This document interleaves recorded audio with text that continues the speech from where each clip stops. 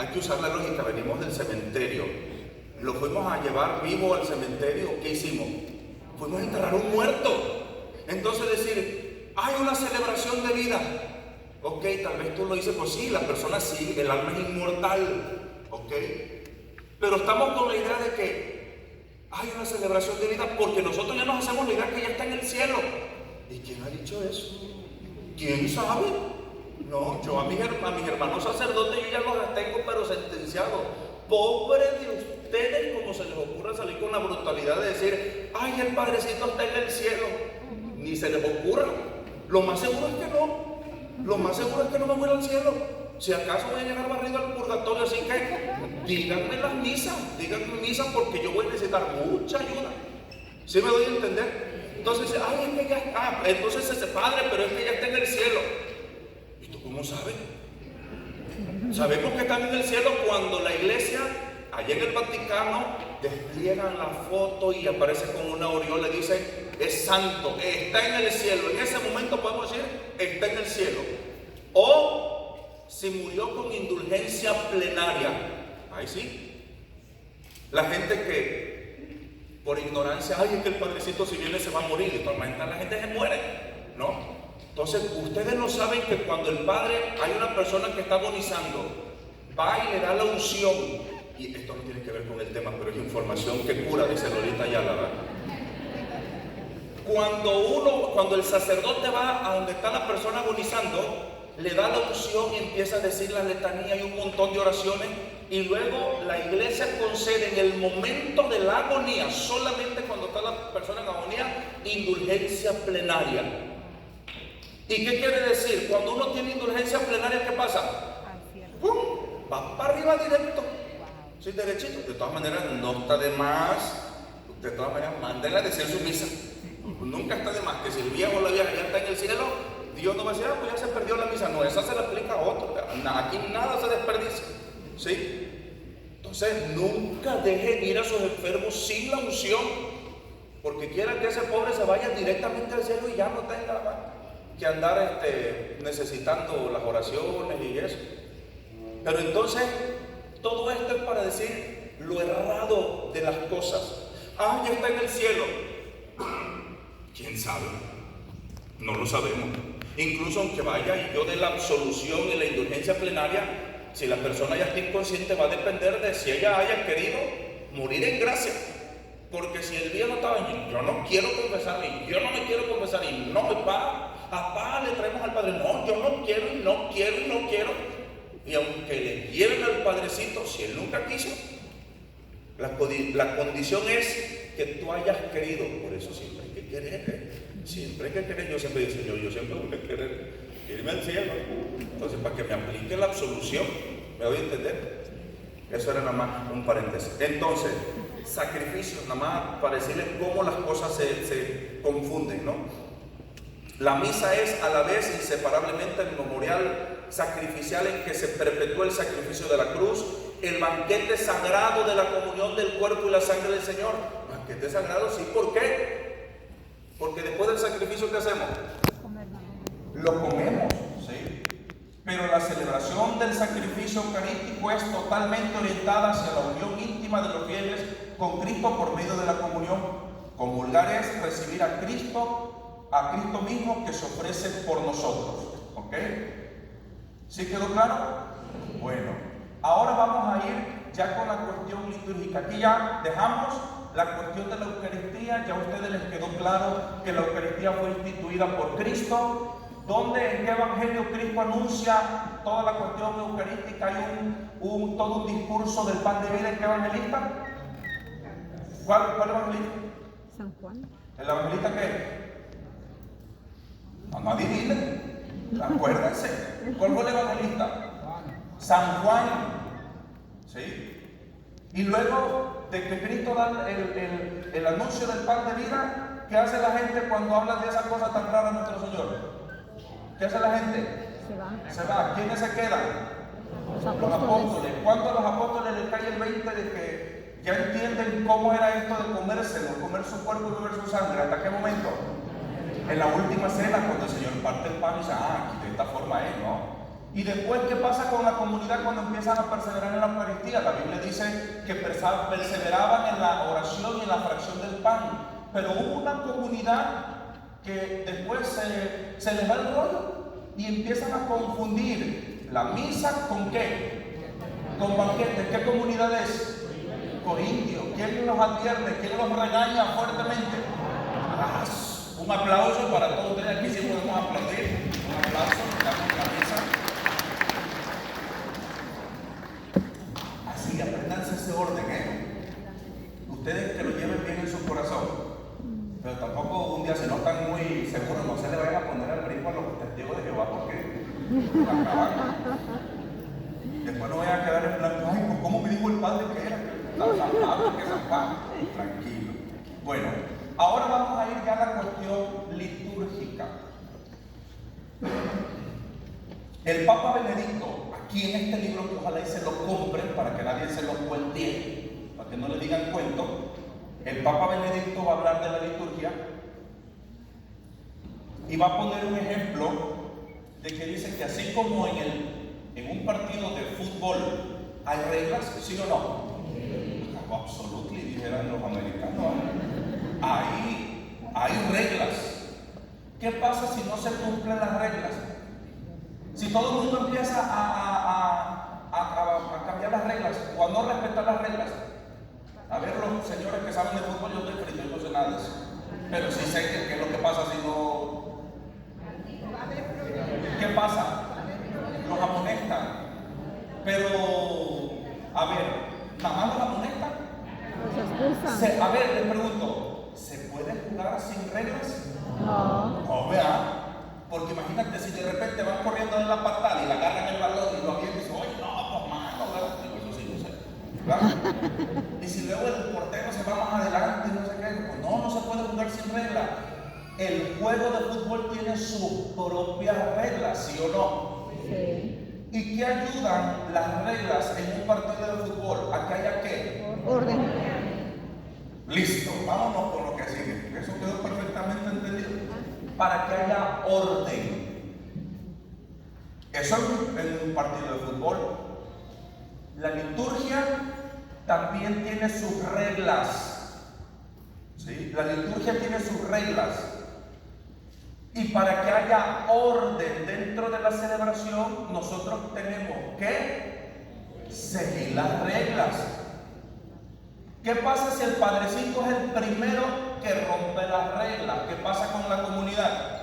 Pues ya valió todo, porque si el padrecito está cometiendo las infracciones, toda la comunidad comete infracciones y entonces ¿podemos seguir adelante? No, se pierde el orden, ya no hay orden. El Papa va a hablar de algo, va a poner un ejemplito de esto, ¿no?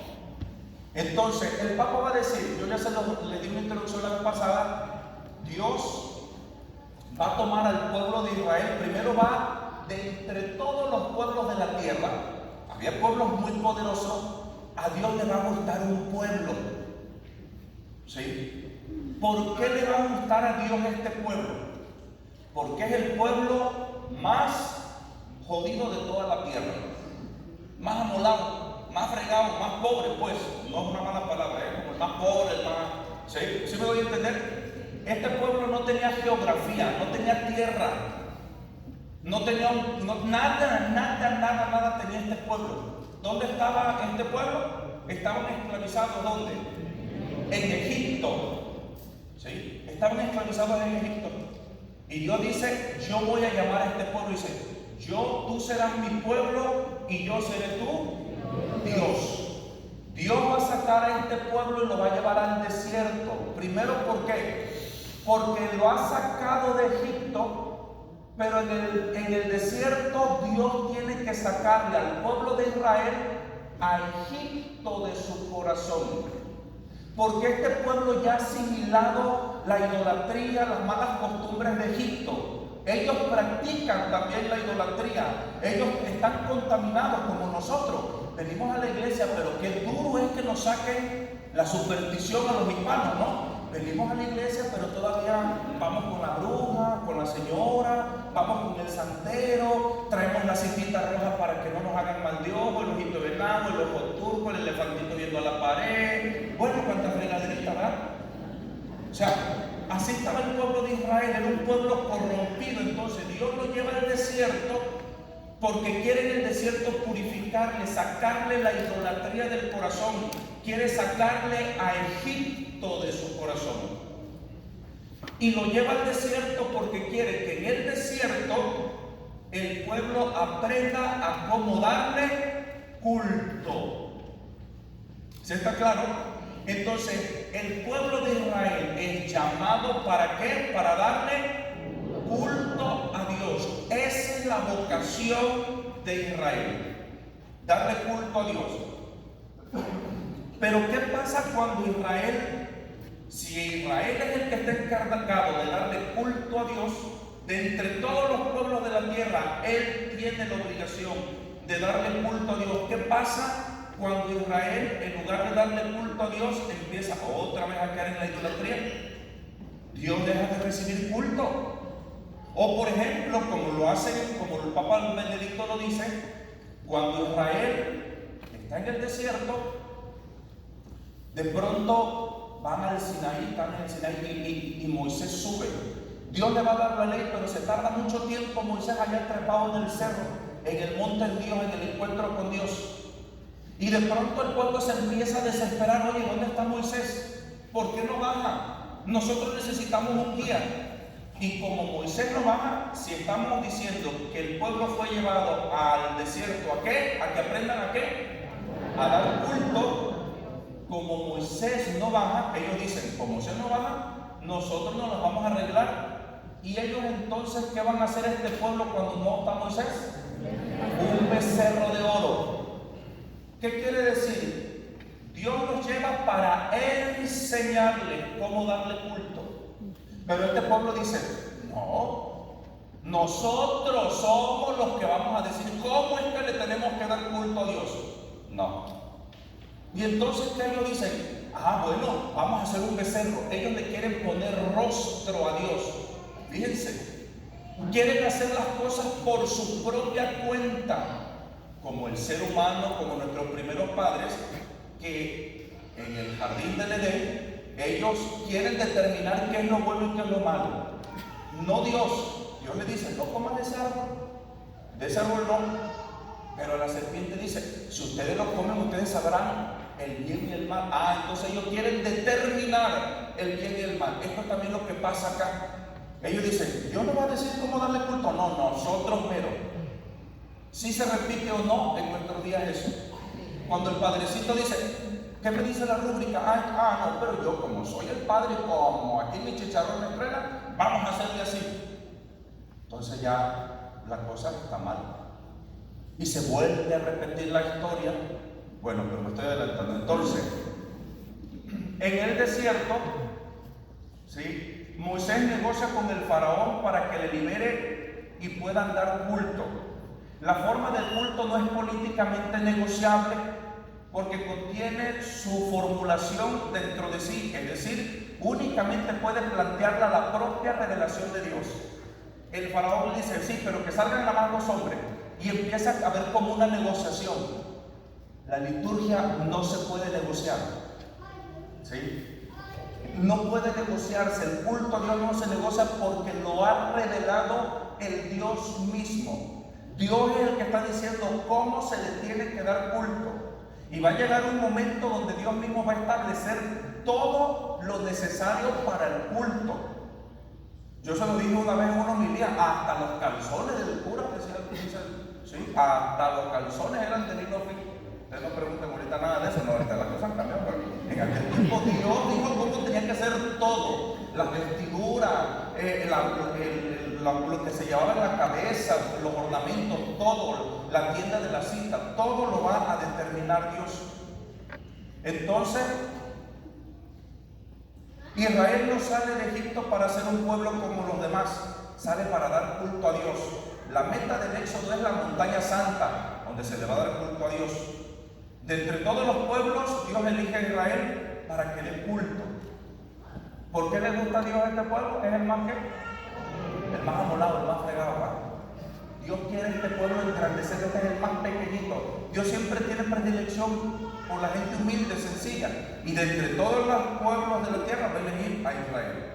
La tierra prometida es entregada para que sea el lugar de culto al verdadero Dios. ¿Sí? Entonces yo te voy a dar tierra, pero la tierra es para que tú me des culto. La promesa es para que se le dé culto a Dios, un culto verdadero. Dios lleva a Israel al desierto también para purificarlo, ¿sí? Como ya lo dije ahorita. Siempre que Israel reniega del culto verdadero a Dios, cae su libertad. Entonces Dios lo libera y le dice: yo soy tu Dios, yo te protegeré. Es bien chistoso porque hay momentos donde pelean Israel. Es un pueblo chiquito, un chico. Pero cuando pelean con otros pueblos, Israel gana. No gana por su mucha fuerza, como dice un salmo, sino gana ¿por qué? ¿Por qué gana Israel? No porque sean poderosos, ni porque tengan el mejor ejército, ni por sus espadas. ¿Por qué gana? Porque Dios está con ellos. Cuando el sitio de Jericó, se ponen a dar una vuelta, sitian Jericó y empiezan a dar una vuelta, 7 vueltas con el arca, ¿no? Y están dando las 7 vueltas en las 7 vueltas, porque así le dijo Dios.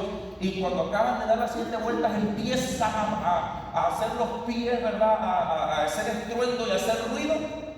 Y la fuerza de Yahvé desciende y desbarata las murallas de Jericó. Imagínense, nada más a dar pura vuelta, vencieron a los de Jericó, porque estaba Dios con ellos. Pero cuando Israel empieza a apartarse de Dios y empieza a confiar en sus alianzas con nosotros, Dios le dice: tú ya estás confiando en los otros reyes y esto, yo soy tu Dios. Pero si tú quieres confiar más en ellos que en Yahvé de los ejércitos, allá tú. Y ellos dicen: no, sí, nosotros nos las arreglamos. ¿Qué les pasa a Israel? Caen en el cautiverio, se los llevan, los deportan. Y allá en la deportación, en el cautiverio, pues: ay, Señor, nos arrepentimos, la regamos, reconocemos nuestra impiedad. Y Dios tiene misericordia de su pueblo, los saca de la esclavitud y los vuelve a liberar. Entonces, eso es lo que el Papa Benedicto dice en esto, ¿no? Siempre que se reniega del culto verdadero a Dios, decae su libertad. Entonces, la liturgia verdadera supone que Dios responde y muestra cómo podemos adorarlo. Entonces, aquí la cuestión es que la iniciativa no ha sido del hombre. No ha sido el hombre el que ha ido a Dios, sino es Dios el que ha venido a nosotros. ¿Sí me doy a entender? Bueno, ahora vamos a ir a adentrarnos a la cuestión, ya vamos a irnos metiendo a la cuestión de los lugares sagrados, para entender que este lugar no es un mero edificio donde nosotros nos reunimos, no es una cuestión funcional. Este lugar es un lugar sagrado.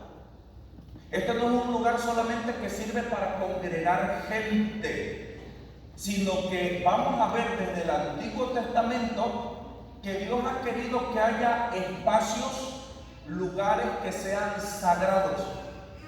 Y el primero va a ser cuando Moisés un día va arreando las chivas, los borregos, y de pronto dice la palabra de Dios que se va más adelante de donde siempre llevaba las chivas. Y de pronto ve que hay un arbusto, un chamizo, un arbusto seco, y le llama la atención porque está ardiendo y ardiendo y ardiendo, pero no se consume. A un chamizo, a un arbusto, le echan un cerillo, ¡fum! Y en un ratito ya está consumido. Pero a él le llama: ¿qué es eso? ¿Por qué está ardiendo y no se consume? ¿Por qué? Y entonces a él le llama la atención ese arbusto que arde y arde, pero no se consume. Y llega, y cuando llega el arbusto, ve que del arbusto sale la voz que dice: Moisés, Moisés. ¿Qué le dice Dios? Esta tierra es sagrada. Quítate las sandalias, porque el lugar que tú estás pisando es sagrado. Entonces desde ahí vamos a empezar a ver que Dios va a ir delimitando regiones, lugares como algo sagrado que nosotros tenemos que respetar. Por eso en la iglesia copta en Egipto, Los coptos, yo les decía la vez pasada, cuando ellos suben al altar, al presbiterio, ¿ellos qué hacen con los zapatos? Se los quitan. Y el padre va a andar, en todo esto va a andar sin zapatos. ¿Sí? Igual los hindúes en el rito Malabar y en el rito Malankar, ellos se quitan los zapatos, incluso para entrar a todo el templo. ¿Sí? Entonces, hay lugares sagrados. Dios determina que ciertos lugares son sagrados, como ahorita el ejemplo con Moisés. Por ejemplo, la tienda de las citas. Dios va a pedir que se haga la tienda de las citas, que se haga el arca que está recubierta de oro. El oro va a representar la pureza y la santidad, porque adentro va a haber algo sagrado. ¿Qué es lo que hay adentro del arca? La vara de Moisés, ¿qué más? Maná, ¿qué más? Y las piedras de la ley. Entonces está la vara de Moisés, el maná y las tablas de la ley. Entonces, ¿qué quiere decir esto? Bien interesante, porque dentro está la palabra de Dios, está el alimento de Dios, representado en el maná, y el poder de Dios. ¿Quién va a representar todo eso de una sola persona? Cristo. Cristo va a ser la palabra que se encarna. Él va a ser el alimento. Sus padres comieron el maná en el desierto. ¿Sí o no? Lo vimos eso. Pero yo soy el pan de vida. Y Él es el que viene a gobernar con cetro de hierro, como nos va a decir Apocalipsis. Entonces, va a haber lugares sagrados. Y estos lugares sagrados no cualquiera va a tener acceso a ellos. ¿Sí?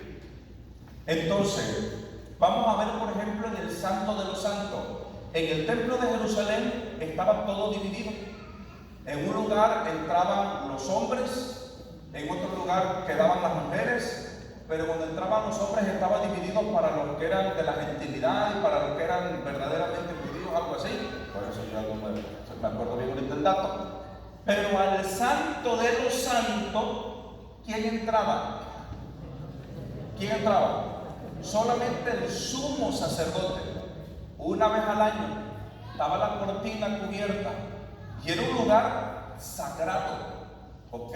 Entonces, desde el Antiguo Testamento ya está el distinguir los lugares, los territorios que son sagrados, porque es donde está la presencia de Dios. ¿Ok? Entonces, incluso en los templos de otras religiones no son solo lugares de reunión para los orantes, sino ámbitos de culto reservados a la divinidad. Por ejemplo, los budistas o ¿qué otro? Los musulmanes.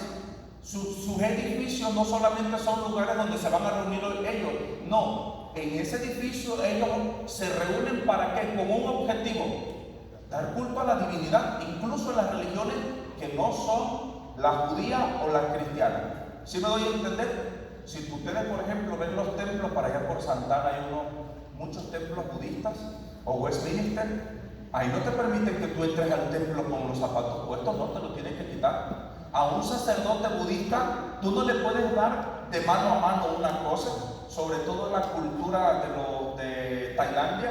Al sacerdote nunca le vas a dar algo ni lo vas a tocar. Si a un sacerdote se le va a dar un regalo, se le pone en una charola, se lo pones en la charola y él lo toma. ¿Sí? Pero no vas a entrar en contacto así como si andar besuqueando ni abrazando, no. En su cultura. Entonces ellos tienen muy claro la delimitación de lo que está reservado a la divinidad, su templo, las personas dedicadas al templo. ¿Sí? Igualito que nosotros también, ¿verdad? Entonces, cuando en el Antiguo Testamento y en el Nuevo se habla de sinagoga o iglesia, asamblea del pueblo de Dios, es con la finalidad del culto. Entonces, tenemos el templo. Pero el templo de Israel, allá en el año 70, los romanos llegan y lo destruyen.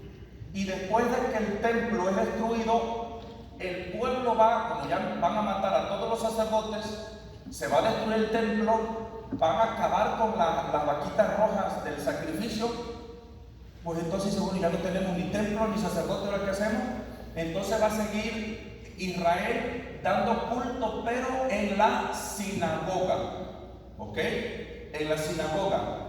Y de ahí vamos a ver los elementos que el cristianismo va a retomar de la sinagoga y lo va a hacer suyo para después nosotros tener los templos que tenemos ahora. Por ejemplo, el Ambón, la orientación. Vamos ahorita a ver la orientación de la asamblea, las críticas que hace el Papa Benedicto a la orientación, si es correcto que se hace viendo al pueblo o viendo hacia el crucifijo. Ahorita lo vamos a ver.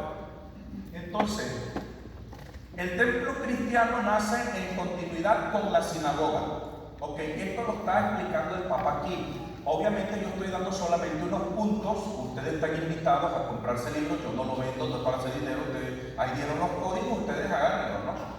Entonces, el templo cristiano va a ser, dice el Papa Benedicto, el templo cristiano nace en continuidad con la sinagoga y sin rupturas dramáticas adquiere su novedad específicamente cristiana, siempre orientada al culto. Pongo el contexto. Se desbarata el templo, ¿en qué año? En el año 70. Se desbarata el templo. Después de que se desbarata el templo, ¿dónde se van a reunir entonces los judíos? En la sinagoga. En la sinagoga, como ellos van a tener el recuerdo del arca que estaba en el Santo de los Santos, dice, pues ya no tenemos arca. Ya no están las tablas de la ley porque se las robaron, ¿verdad? Dicen que el arca de la alianza, la tradición dice que está en Etiopía y que hay un templo donde un sacerdote se consagra para estar toda la vida custodiando ese templo de María de Sion, Santa María de Sion, en Etiopía. Y nadie puede entrar a ese templo. El sacerdote está ahí siempre, el sacerdote lo consagra y nunca sale, ya lo encierran. Está así como bardeado el templo y solamente él puede ver el arca. Y por lo regular es a un monje que el patriarca de Etiopía lo escoge al más santo de los monjes y él está custodiando el arca hasta que se muere. Lo chistoso de estos monjes es que todos mueren enceguecidos, todos mueren ciegos, porque se cree que la presencia del arca es algo magnífico, qué sé yo, y que hace que los monjes la vista se les vaya acabando, todos mueren enceguecidos.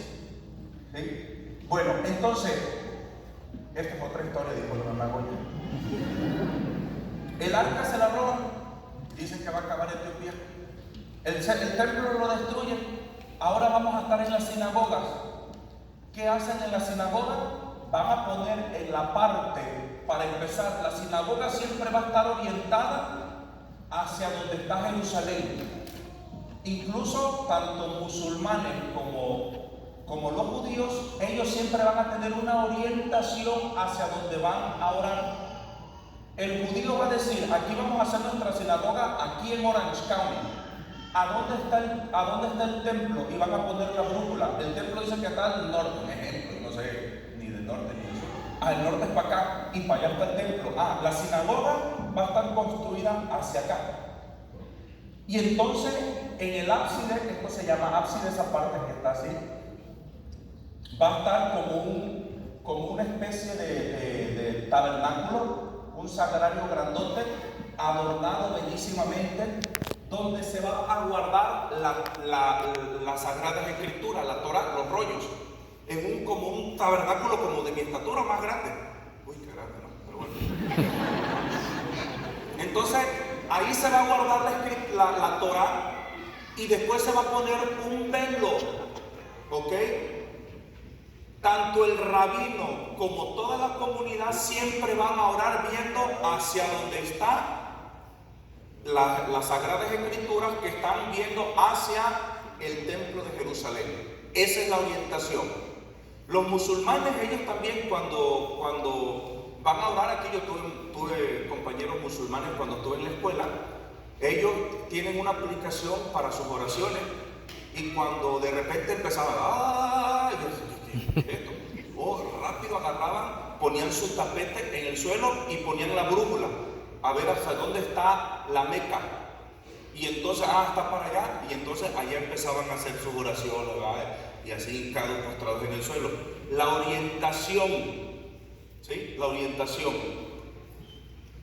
Entonces, en la sinagoga hay una orientación que es hacia el templo, viendo hacia la cátedra, viendo hacia donde está lo que va a ser un recuerdo del Arca de la Alianza. A los judíos este signo de como simular el Arca de la Alianza, donde ahora en lugar de estar las tablas de la ley está la Torá, a ellos les tiene un sentido de esperanza. Dios un día va a reconstruir el templo. Ellos pobrecitos todavía están esperando el Mesías.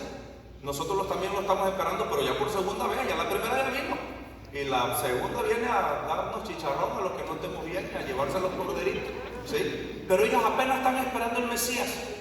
Y ellos creen que el Mesías va a venir a restaurar el templo. Entonces para ellos el mirar hacia donde está el arca es un signo de esperanza. ¿Ok? Entonces el Papa dice que el cambio, se dice, el templo cristiano nace en continuidad con la sinagoga. En continuidad. ¿Qué quiere decir? Nosotros tomamos muchos elementos de la sinagoga. ¿Sí está claro esto? Y uno de los elementos que tomamos de la sinagoga fue la orientación. ¿Cómo les decía? ¿Hacia dónde miraba el rabino y la comunidad? Todos hacia donde está la Torá, el arca que contiene la Torá en estos tiempos, donde está la cátedra de Moisés y todo eso, ¿no? Que representa también la palabra.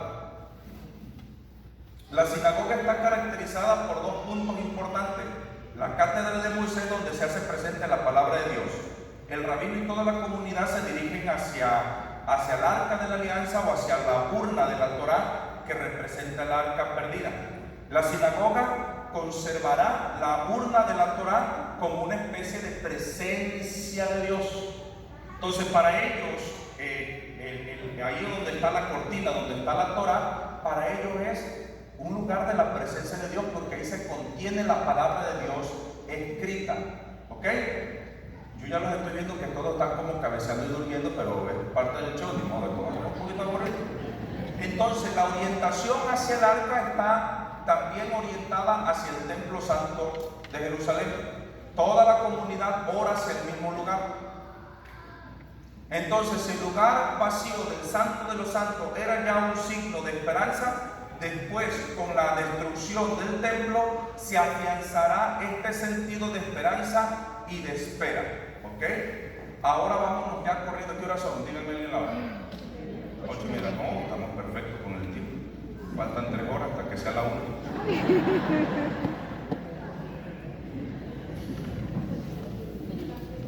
Entonces, vamos a ir ahora viendo lo que el Papa habla de la orientación ya en la liturgia cristiana. Ya les he dicho que nosotros retomamos muchos elementos y entonces en la iglesia se va a acostumbrar ya, cuando primero nosotros los cristianos íbamos con los mismos judíos, pero después en el año 70 ellos ya se dieron cuenta que nosotros éramos otra cosa totalmente diferente y nos dieron una patada por donde ustedes ya saben, ¿no? Entonces nosotros los cristianos nos tuvimos que apartar, porque ya los judíos no nos quieren en su sinagoga. Y entonces empezaron, los que tenían más feria decían,